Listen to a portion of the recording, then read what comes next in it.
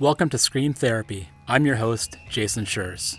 In October of 2018, I found myself in the hospital, sitting across from a psychiatrist who was telling me I had bipolar. I was sent home with a bunch of medication and laid on the couch for a week. I had my iTunes library on shuffle, trying to shake the hornet's nest from my head. Ever since I was a kid, I've been using loud music as a form of therapy. Punk rock and mental health have always been connected. This podcast looks at that connection through the lens of different guests. This is Scream Therapy. I will never go back to that misery. That's not the life that I let go. I will never go back to that road of time. I get up and I can't get off of this way. I can see you there and I know it. I can see you there. It's bad enough to be misdiagnosed with a mental health condition, but imagine being intentionally and wrongfully diagnosed in order to harm you, in order to shut you up.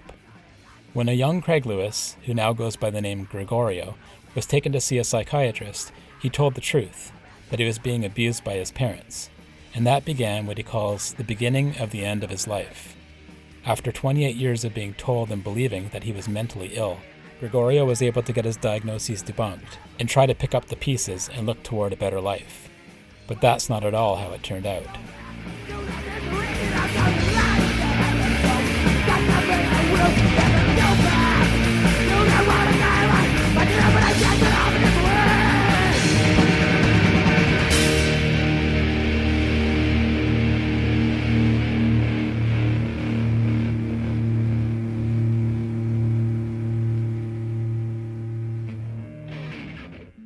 My name is Craig, back north of the border, but here in Mexico, and I think for the rest of my life, I prefer being called Gregorio. I'm from Boston. I spent nearly my entire life living in Massachusetts. I'm a punk rocker. I went to my first show in 1989. I met my first punk rocker in 1988 in a psychiatric hospital. And now I'm 48 years old. I'm still a punk rocker. I learned to love myself after a lifetime of not liking myself. I was diagnosed with mental illnesses that I never had. A lot of people confuse my story with me being misdiagnosed, but that is incorrect. When I was a child, much like many rebellious young people who go the punk rock path, that was an unacceptable path for me to go on, and my family took some action to stop the beautiful young kid that I was turning into the beautiful young adult that I should have been by having me intentionally diagnosed with schizophrenia. That was the beginning of the end of my life. Now, I live here in Mexico. I've been here for 3.5 years. I arrived here as a homeless person, which is not what I wanted my life to be like when I was in my mid-40s, but that's the way it went. I spent 1.5 years or so prior without a home, on the streets and in the hostels and the squats of 27 European countries. Ultimately, I spent over the past 5 years, I've been in 40 countries as I learned to cope with, living with, being intentionally diagnosed, the 28 years of torture that was for me. And then now 7 years of first escaping abuse, escaping abusers, being a grown adult and having to actually say I'm escaping abuse and like people are trying to kill me and have it be true, but have people think I'm crazy and say, I'm the fuck out of here. I spent a year plus in non-English speaking countries before I ended up in Mexico, talking and speaking and sharing of my story of how the fuck did I survive, or how am I surviving, having lived 28 years of my life being intentionally made sick by psychiatric drugs. Now going back when you say that about being a kid and being a punk rocker and being this beautiful person who is open to these ideas and finding out about life and supporting other people in the scene. And then it sounds to me like, and correct me if I'm wrong, your parents saw something completely different. As a lot of people do, they see punk rock, heavy metal as being the devil's music or as being dangerous or scary. And am I getting that right? Were your parents looking to kind of explain something they couldn't explain, and that's part of what they did, getting you intentionally diagnosed? Yes, except it wasn't at all about me. It was about them. And that is why I had to be shut up because the way they were behind closed doors, the way my financially comfortable, respectable family with my father with his corporate law job and my mother with her position in the Jewish community and well respected, nobody could find out how they were behind closed doors. And I couldn't not know because I was living it. And so I didn't know that I wasn't supposed to tell the truth because, most kids are brought up, told, tell the truth. So when they would say there's something wrong with me because I was being gaslighted by my mother and my father and the sick things that we're doing, they started to bring me to see a psychiatrist and a therapist. And I just told the truth. I simply told the truth about what was happening. And I didn't know that I was describing severe abuse. I just said what was going on. So ultimately, and I know this only from finding this out years later, my parents, each time they were told that the problem was them and not me, I was aware that something was wrong with them and I was reacting to it, which is their problem. They made it my problem. And ultimately, after they found the seventh mental health professional to tell the same story to, that person took the money. And that's how they had me locked up in 1988. And that was the beginning of 28 years of that. You're using 28 years as a benchmark there, and I'm hearing what you're saying is that you said the beginning of your life and the end of your life, 28 years of being unaware of what was going on or not feeling like you knew who you were or Yeah, I mean, I never had cancer, so I don't want to disrespect anyone's experience. But what I can say is hopefully it's a somewhat reasonable analogy to make that if you were treated with chemotherapy, which is like toxic medicine intended to help you, supposed to help you heal from something, well, I experienced something similar, but via psychiatric drugs. And so if you lived a life of 28 years of being on chemotherapy and never having a break, but somehow living through the whole thing, you're going to lose your friends. You're going to have so much crisis, like sickness. Your personality is affected. You can't function. You need help. You're desperate sometimes. Well, the same for me. And then what happens if you survived all that? And then they said, oh, we made a mistake in 1988. A mistake, right? You never had cancer, so we're going to stop the treatment. We're sorry. But I didn't get a sorry. so you got off the drugs yourself. Well, I got off the drugs because I proved I was a child victim. Because I'm a punk Yeah. rocker. Man, I was working as a mental health worker in Massachusetts. Like I fought through every fucked up thing that ever happened to me. I defied every obstacle put in my way, never even knowing that all those obstacles were fraud. My parents fucking set me up. They're sick. We're from a Jewish background. Our family, like most Jews, had some sort of harm happen to them via the Holocaust. If you don't cope with that shit, you don't get support, you don't get help with like the trauma that you've taken inside you, you don't process it, then you're going to abuse your children. And I was born in 1973. That's exactly what they did. I understand that that's not their fault, what happened to them, but they did not have to treat me like crap. So, you know what I'm saying? 28 years of my life, I was something that I wasn't. I never even knew. And only in 2015, thank the heavens, I finally was able to get off all the drugs because I obtained my mental health documentation from the Massachusetts Department of Mental Health while employed by the Massachusetts Department of Mental Health, training mental health workers who work for the Department of Mental Health and learning how to help people with trauma with the designation of certified peer specialist. Then I find out via the company I employed by that in the same building I have an office in, there's a file cabinet with documents that I then obtained legally that said I was working for people who, for 28 years, had in a filing cabinet documents that stated that they knew I was being abused and they didn't stop me. They didn't protect me, is what I'm saying. I was fucked on every angle. So, how did I get off the drugs? I took those documents. I got a different psychiatrist. And they said, oh my God. And then they looked at me and they listened to me and I told them my story. And then they looked at the books I had authored because I'd already published a mental health recovery workbook called Better Days. They said, this kid is a victim. And the psychiatrist at Boston Medical Center collectively, they said, if you don't stop taking these pills, Craig, you're never going to have a chance to get better. They said, you're never going to heal. We're taking these diagnoses off your file. And to this day, it says debunked. They removed every diagnosis, no schizophrenia, no schizoaffective disorder, no bipolar disorder, nothing. All debunked. Medication discontinued. I tapered off over 2 years. What did the meds do to you as a person who did not have those conditions? Was there side effects? Was there any major things that affected you over those 2 decades or almost 3 decades, I guess?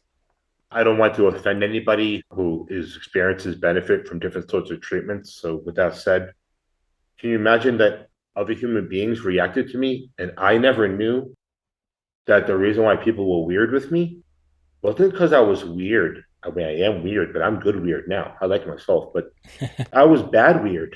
And I didn't even know why.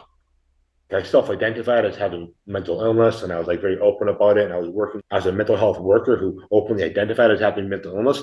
Whole freaking time, I'm all freaking crazy inside, trying to do everything I can to be healthy and well. And mosquitoes aren't biting me until I stop taking the drugs. So, are those side effects? I don't think so, because if I got better, I don't have any of these issues. I'm fucked by trauma. The devastation of 28 years. It's not just the 28 years, it's the 7 years since. People appreciated me because I was working hard to contribute. Like I was booking shows. I know you're from British Columbia, right? I booked shows for Submission Hold twice. That's why I'm in love with the theme song from your podcast. I was active. I did a fanzine. I played in punk bands. People tolerated me, not just like, oh, we're going to put up with them. No, that they liked me in some ways because I was a DIY punk. Everyone knew I was a little crazy, but can you imagine everyone finding out and me finding out that the entire story of my life was a fraud? Yeah, it's all real, and everyone else experienced the same things with me. So if we had problems or crisis or whatever, yeah, that's real, but the whole thing's fake. That's the impact. When you were a young punk starting out and people dictated to you that you were ill or disordered or sick or all these things that we tell people with mental health conditions are, and sounds to me like you were just being a punk. Did you need to be healed? Did you need to have someone intervene and help you at that point? Obviously not the intervention that you got. Yeah, I needed to be protected from my parents. You have lots of people on your show who are mental health workers or like doing good work in the world. And I actually know a bunch of the people you've interviewed personally, different people over the years. And so I really needed help, my friends. I actually wasn't sick. I was actually trying to manage myself. I needed someone to help me. I needed people to be nice to me and be kind to me. But yes, what happened up until 2015, it was one thing. Nobody could have known except my parents and like my employer, right? that the whole thing was a fraud. None of my friends, people mostly aren't my friends anymore. I understand people didn't know what to do with me because I went crazy. I mean, I'm going to use that word. I now am good crazy, but I wasn't good crazy back then. So I lost everything and everyone, or I seem to think I did. I don't really know because I fought everybody because I was desperate and begging, and for everything I was scared and freaked out. So it's since then, it's now. It's the now that's the hard part. Because people could just say, oh, Craig's doing great. Craig's in treatment. He's working as a mental health worker where he self-identifies with his mental illness and he's working really hard and he's giving these talks, punk rock mental health and recovery, traveling around. We respect him. Look at him take control of his life. But then, hey, I just got these medical documents. They're fucking official. I'm officially uncertified crazy. Like, hello everybody, can we be friends now? Can we like be?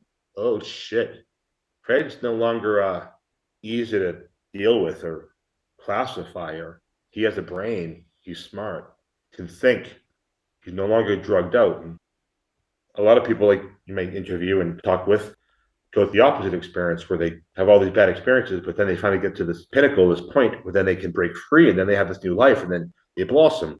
Well, it happened the opposite for me, but not because of anything I did wrong, but simply because the nature of the abuse that I was subjected to isn't societally acceptable to heal from, because you're not supposed to freaking heal from because it's not supposed to happen. What brought you to Mexico? Because you mentioned the last 7 years have been really tough and maybe harder than any time in your life. So, what brought you here and what's happened in the last 7 years? I'm grateful to give this summary. And I know that it's audio, but I just have to say that although I'm talking about really screwed up stuff, I think I've had a permanent smile on my face. So that's really the point of talking about all this. That's why I'm on this show right now speaking with you. That's why I write the books I write and continue to fight for what I believe in, which is helping people like us, like me, like Jason, like have the chance to be free to talk, to express themselves and to heal. So even though I'm talking about really painful things and it fucking hurts because I don't like what happened to me and I wish things were different, each day gets a little bit better. So I am smiling, even though I'm hurt. I feel the pain, but I'm smiling. So Jason, thanks for the opportunity to be here with you like this. I have a little secret, a bad secret. I mean, it's a public secret. That's why it's so bad. I was working as a mental health worker for a long time, and as I shared previously, working for the Department of Mental Health, and well, let's just say I was working for them in an additional capacity, not just training mental health workers directly through them, but working as a contracted peer worker, a peer specialist. It's called the Certified Peer Specialist through a recovery learning network in the state of Massachusetts. And I just moved to a different part of the state, and I moved in with a girlfriend for the first time ever. And I got a new job at this place, and let's just say my coworker was a sicko. I don't know what else to call him. A very sick man who should not be working with people like us. Some bad things happened, and I reported it. And so, as you can appreciate, if I'm working for the same people, the same people who I just came out about talking about the fact that they had my medical documents for all these years and I was never sick, the whole thing. Well, let's just say the state and the people in the leadership in the mental health community, they just shut me down, dude. What happened to me in 2015 is completely insane. It's a miracle that I'm alive. So I didn't get off pills and then begin my life. I got off pills without knowing how to conduct myself, without having emotional maturity, without knowing how to deal with the fact that, well, put it this way, if mosquitoes started to bite me in 2015 and they had it bitten me for years, well, the girls did the same thing. And I was just completely like incapable of handling any of that stuff. And I was emotionally immature. And for the first time, people thought I was cute. It was really, really an amazing and completely fucked up period of time. And at the same time, I was a witness to something that I wish I had never seen. And frankly, as much as I'm a survivor and no one should ever be abused, I should have kept my fucking mouth shut, but I didn't. And I reported it. And so I basically hit the trifecta with like the authority of mental health. And that was the end of me. And so I've not worked since. I have been blacklisted. I was at the lowest point in my life and it kicked me so much further down. People are supposed to help you up, right? Like even punk rockers. So even my punk rock friends and people who work in the mental health fields and like radical mental health and everyone, man, I was ditched. So how did I end up in Mexico? Because I was going to be homeless in Massachusetts and I said, fuck this. Why would I let this happen to me? I'm going to give myself a chance. I bought a one-way ticket to Paris.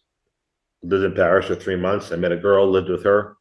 Then she had me leave. And so I moved into a squad with about 15 African men who came across the Mediterranean in rafts, all of whom were experienced horrors. And I began a new life.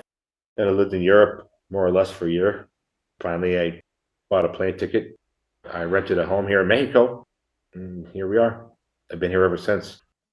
I respect everybody's journey and experience, and I know folks who take drugs, don't take drugs. And I'm wondering for someone like me who was diagnosed 4 years ago, almost to the day now, with bipolar. I don't use the word disorder. That for me, I consider bipolar to be a mental health condition that I have, an emotional dysregulation that I have within my body. But I have been medicated since the very beginning. And yeah, it sucked. It took a really long time to figure out what was going on. My body took a really long time to adjust. Mosquitoes bite me more than ever, so I don't know what's going on in that regard. What would you say to someone who lives with a mental health condition who is medicated and stable and is happy with that?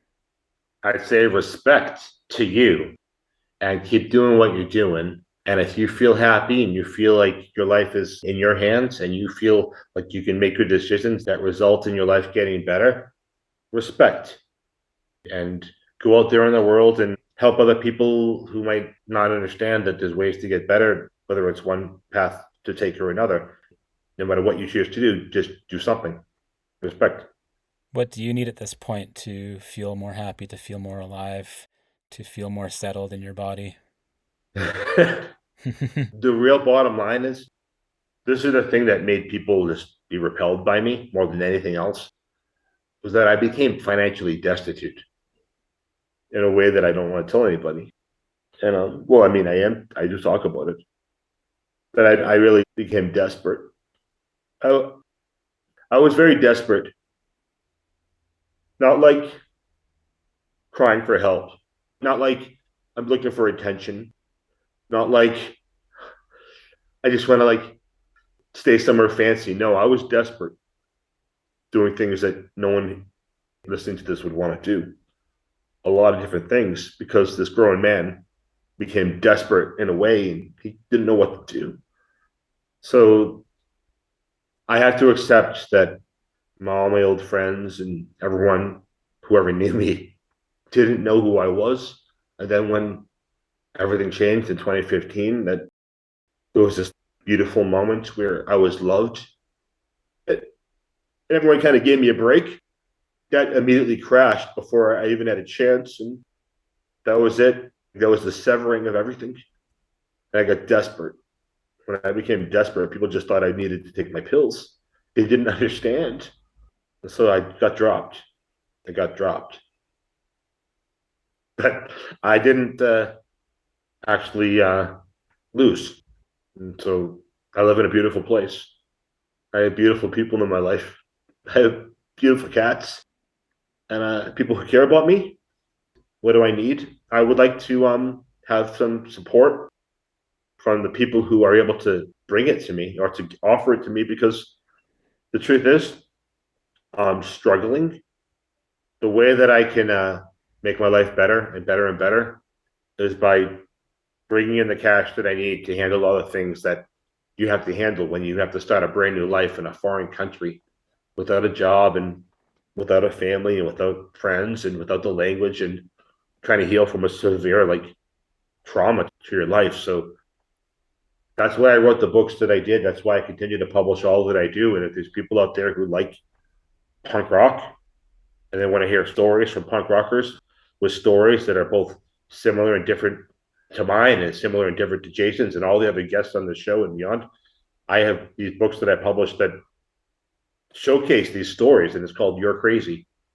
So far, I have You're Crazy Volume 1 and Volume 2, and that's how our people can like help me, because that's what I need, is to be okay. I just need to be stable. That's what I need.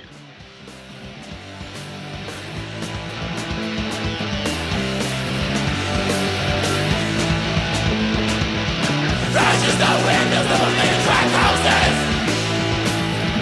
Crashes the windows of a million cop cars. Crashes the windows of a million track houses. Crashes the windows of a million cop cars. But there would not be lives that would void with the bomb back down in the guns up and the thoughts of order and go back home. Cause I know you'd all become a free man. Real dudes you thought, but you know you'd all become a free man. Real dudes you thought was right.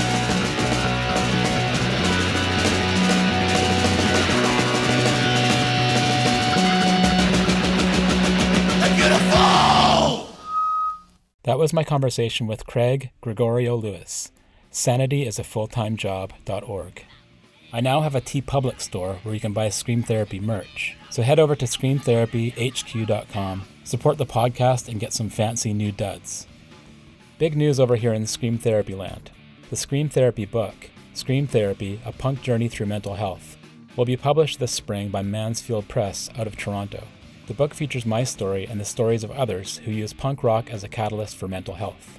To pre-order the book, go to screamtherapyhq.com/book. Thanks for listening to the latest episode of Scream Therapy. I'm coming to you from Pal River, a small coastal town in British Columbia, Canada, on the traditional territory of the Tla'amin Nation. Doing this podcast and talking to other folks living with mental health challenges has been a huge part of my journey. It means the world to me that you're out there listening. You can sign up for my newsletter and find more episodes at screamtherapyhq.com. That's screamtherapyhq.com. I'm looking forward to hearing from you. Let's talk punk and mental health. Thanks again for listening. Until next time, take care and be well. It